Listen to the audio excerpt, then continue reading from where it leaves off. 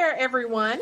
This is Monica Ray, and welcome to the TheBestYou.Site podcast, where we showcase ordinary people living extraordinary lives. Imagine a parent's choice. If your children go to college, you'll have to get off my farm. That's the choice Doretha Blair's father faced, and he chose to leave. That courageous decision changed his family's trajectory. Faith and grace changed the trajectory of the entire family. And Doretha is here to share this amazing story, as well as others that will make you want to cheer. You are going to want to hear this story. Hate Mondays? Sign up for your Monday Pep Talk, a weekly email sent out every Monday with an encouraging video to help you have a great week. Sign up at TheBestYou.Site. Welcome to the podcast, Doretha. Thank you, Monica. Thanks for inviting me. First, share with us this painful yet courageous story of your dad and how it changed your family's life.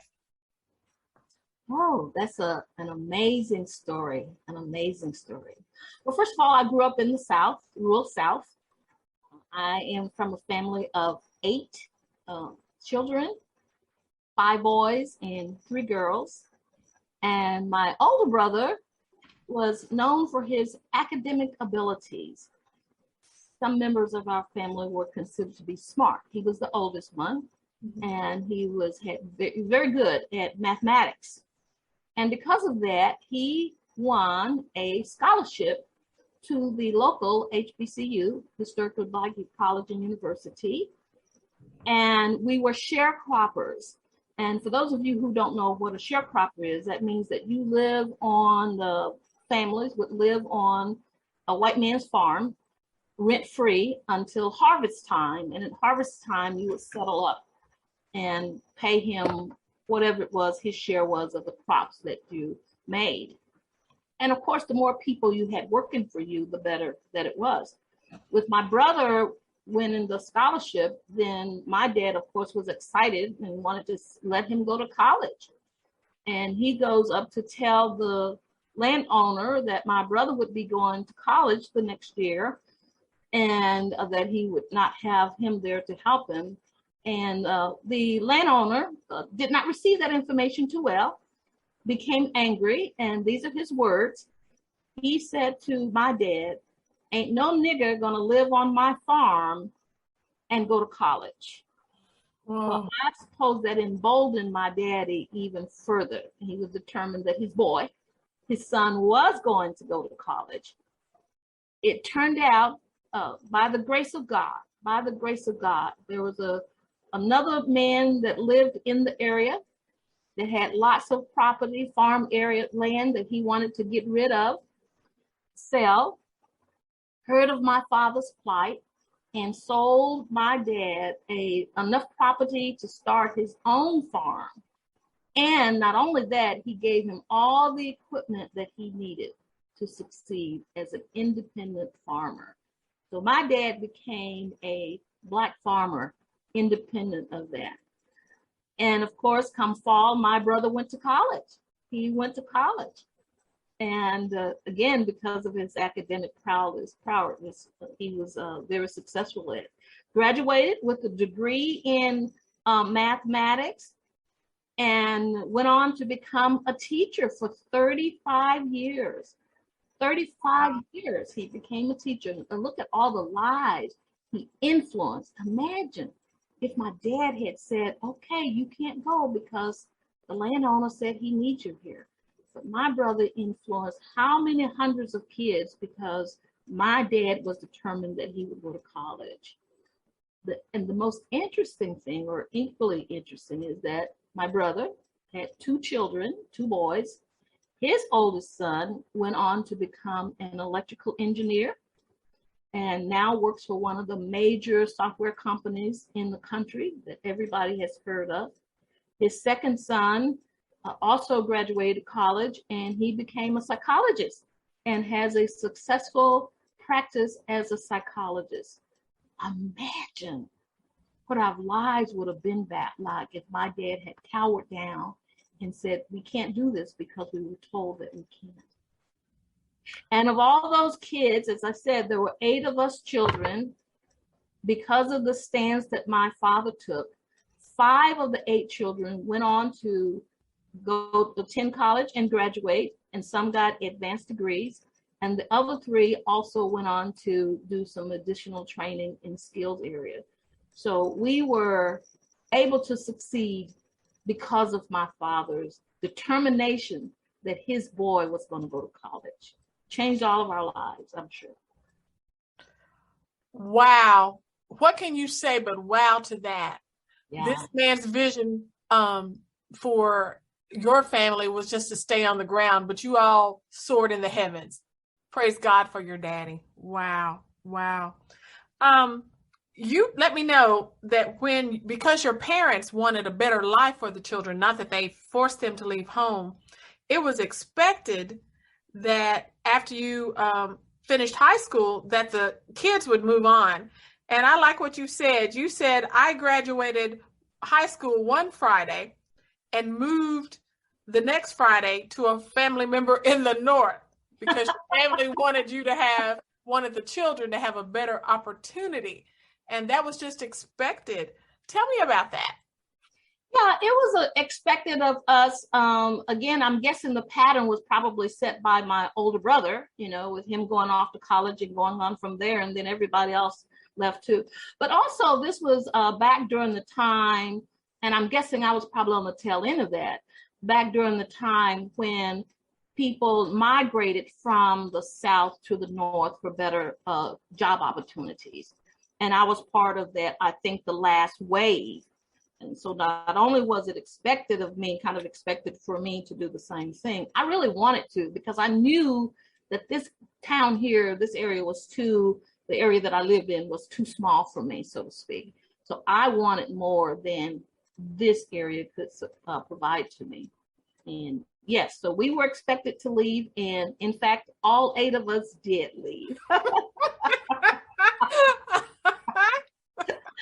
All 8 of us did leave. On a much, much lighter note, I love when you shared that you led a very sheltered life growing up. There were 3 places you could go: church, school, and a funeral. And so this is just a joke. This is just a joke. Did you pray for people to die so that you'd have somewhere to go? It would have been tragic, wouldn't it? Yes. Tragic, like, just please let me go somewhere. No. But he did. My father was an old traditional father, and he, kept his arms around his family. He was protective of them. Incident, he's made a specific choice at one point in his life to be a model to his boys in particular, so that they would not grow up to be irresponsible. And so he was really concerned about his children growing up and doing well.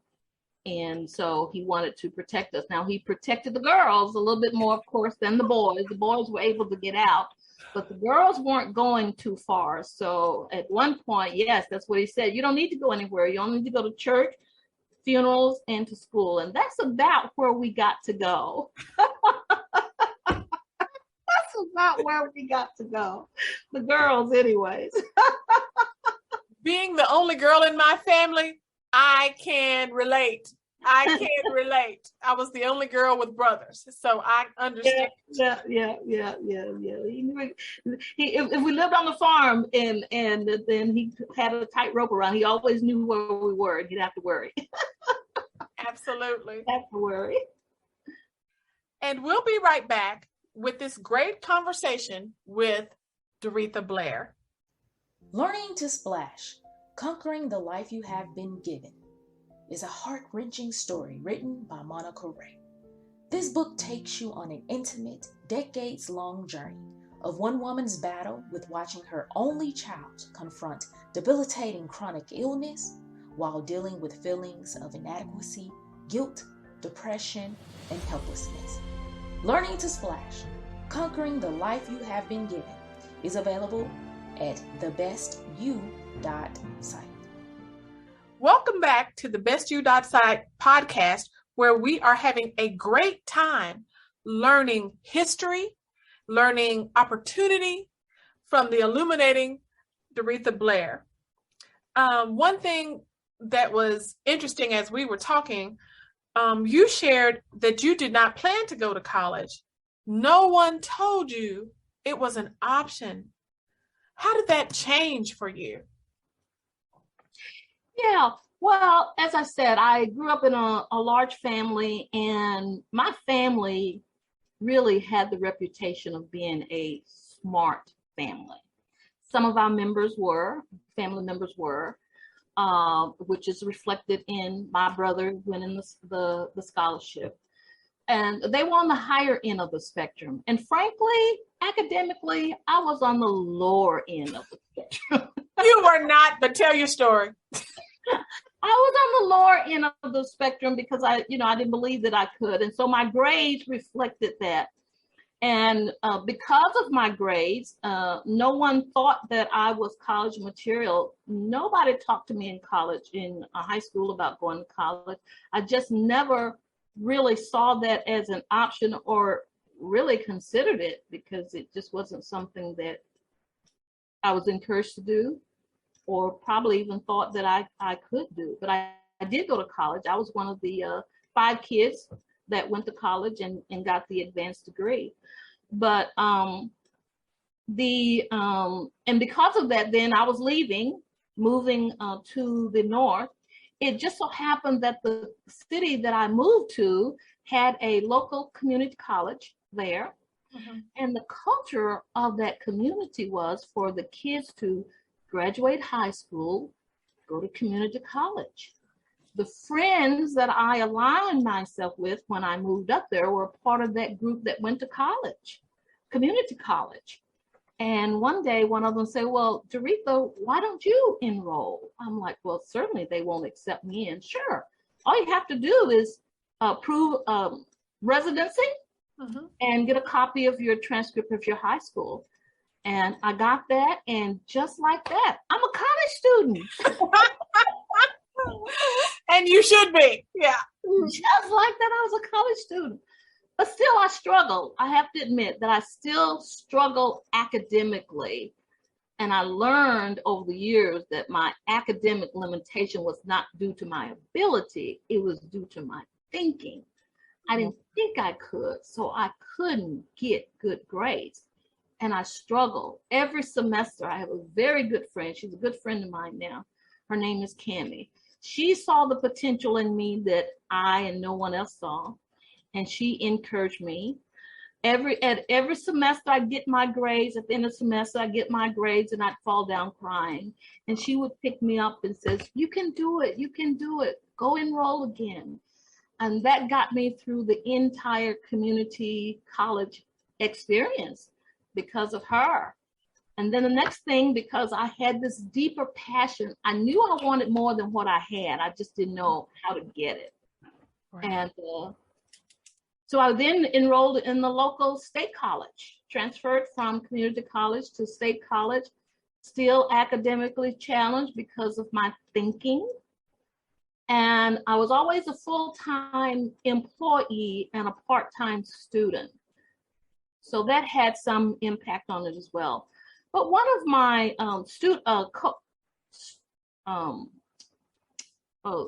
classmates, for some reason one day, invited me to be part of a study group. Well, I didn't know there was such thing as a study group. And she invited me to be part of their circle. And we met at our study group and take our exams. They would get one grade high, I would get another grade. And I was just so devastated. And I remembered the day that changed for me. I got mad. And I was angry. And I said, if they can get good grades, then so can I. And that's when things changed for me. The moment I believed in me, my grades changed. And they started to climb at that point. And then I was able to graduate from State College and went on to be accepted into another college and got my master's degree. So I didn't intend to go to college, didn't believe that I could.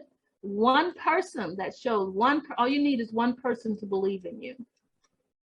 One person, Cammie, believed in me, encouraged me along the way, and I was able to graduate and go on and have a good life and career after that. You know, that's just amazing as you tell that story, because before you moved, people in the area where you lived didn't even believe in education for Black people, African Americans at that time. And here you are, you and your family, thanks to your dad's faith, and then all of you kids doing amazing things. And this young woman who thought she had no potential in college ended up with a master's degree because of encouragement and exposure. That's a lesson for all of us. That's a lesson of all of us, and how one person can make a difference. Yes. Comment on that. This is Henry Ford is credited with making this quote here. It says, whether you think you can or think you can't, either way, you're right. Whether you think you can or think you can. And that was me. I didn't think I could, so I didn't. I couldn't get those grades. At the moment I believed that I could, then my grades reflected that. And I don't remember if I added that or not, but by the time I graduated, getting my master's degree, I had been invited to be part of an honor society academic achievement. So, Miss, I can't do anything honor society. That is why I thought it was so important for this story to be told. I think this will be inspirational to different people doing different things. And that's why I'm just so excited to talk with you today. You know, even with what your family dealt with when you lived in the South, you embraced cultural and ethnic diversity. And you told me you formed great friendships with people who were very different from you. What do you think? How do you think that happened? What do you think made that happen based upon the background that you had to go through? You know, that's a good question. And I'm not really sure about the answer that. All I know is that I have a curiosity about diversity, curiosity about people. My undergrad was really in psychology, so that tells me that I'm interested in people, fascinated by people, and fascinated by cultures. And so when I run into somebody that's different, if they welcome me into their circle, and I welcome them into mine, and I just got to know and included in my friends. I guess people would say I have an eclectic group of friends. My best friend that died 2 years ago at one time was basically a hippie. And you have to tell people what a hippie is. Oh, okay. Oh, a hippie was, oh yes, that's right. What? How do they say that? I guess I got a good definition for it. Of the 70s, where they was flower child, free spirited, and you know, of that very herb culture, if you would. She was all of that. She was all of that. I met her, and she had lived in California. So by the time she moved to the north, came back home to the north, we all met us. Most of my friends back then I met at this particular place of employment. And she was still basically a hippie, and just came together. Free spirit. Okay. Yeah, free spirit. She's a free spirit. Mm-hmm. And part of her always was. And of course, being raised in the South by my father, that means that I was pretty conservative. I shouldn't say it didn't mean, but yeah, you were the funeral girl. Yeah, remember. I was a funeral girl. Yeah. And I think what happened was we would ask ourselves, why are we even friends? Because we're different in so many ways. But I think we balanced each other out. You know, she was way out there on that side, and I was, you know, ultra conservative, and somewhere we met in the middle. But, and, you know, just another friend, she was considered a wild child, but we were just still my very good friend. So I don't know what attracted me, but I know that I'm interested in diversity, and I just love people. You really do. You really do. You've adopted me, and I'm from Mars, so so that's really good. This was not the end of your journey. You were just getting warmed up. You became one of 4 election specialists in your particular state, the first female, the first African American. You had battles based on being in a male-dominated world that was not ready to accept a Black female, but you excelled in your profession and loved it. Tell us about that. Yeah, so after I graduated college, I was able to get a job for the state that I lived in. I became a state employee, and it turned out to be my most perfect job. And it took me a long time to get it because the boss really didn't want to hire me. It was during that affirmative action era where they needed a minority. I fit the bill, but he didn't want to hire a minority and was pretty much forced to. And anytime somebody is forced on someone, it's most likely not going to be the best experience for either side. So I was kind of for lack of a better word, maybe a victim or an unfortunate situation. Qualified for the job, but not wanted as an employee. But anyways, I became an election specialist. And like I said, when I walked into that job, I just knew this was the job for me. It afforded me the opportunity to do everything I had dreamed of doing on a job. Wow. I didn't know at the time that it was a job that was male dominated. It didn't really matter to me, but it was a job that was male dominated. Those that were in the job were men. And so when we went out to do business, we were dealing with men. The state, the people were accustomed to dealing with men, dealing with the law, telling them how they were wrong in their procedures, and they really weren't ready. Most of the people I was dealing with were men. They were not ready for a female to come in and teach them anything. And least of all, they weren't ready for a Black female to come in and teach them anything. In fact, one guy said, women shouldn't be in these jobs. He was because there were women. I was the first one and then another that followed. And it was difficult. It was really difficult fighting just to be accepted, period, in the job. And then to be accepted out there doing the job, the work that I was doing. And it was challenging. There were days that when I walked into, I did a lot of training, and there were days that I walked in and I knew it was going to be a bad day. They would beat me up pretty bad verbally. I'd cry all the way home, come home and go out the next day and do it again. Nobody on my job knew that I was crying out there on the road. And there were days when there were some that knew what it was, and they would finally say, come to my defense, and just ask them to back off. Just ask them to back off. So it was challenging, but I enjoyed the work. But you loved it. Now this made me laugh. You said, okay, you have your dream career, and you told me that you wrote your resignation letter 5 years before you were scheduled to turn it in. Now talk about preparation for the future. That's right. What you loved, but you did your letter 5 years before you actually used it. Tell us a little about that. Well, I had been on the job for quite some while, and I think the stress of just, it was just time to go. It was just the stress of knowing at the management level, because I never got accepted from management. It was always a struggle to be accepted and to get promoted or things that I wanted there. And being beat up on the road all the time, it just came a time when you know that you have given this job all that you had to give it, and my employer had given me all that they were going to give me. And I knew that it was time to go. I knew it was time to go. But there were certain things that I wanted to have in place so that I could have a degree of security when I left. And it was 5 years away. But the power of positive thinking trusted in God. I wrote my letter of resignation. And I kept it there. And because I was intending, I didn't care what anybody said. One of my coworkers says, Doretha, you can't leave. You don't meet the requirements. And I yelled back at him, I'm leaving. I don't know what you're doing, but I'm leaving. I'm leaving.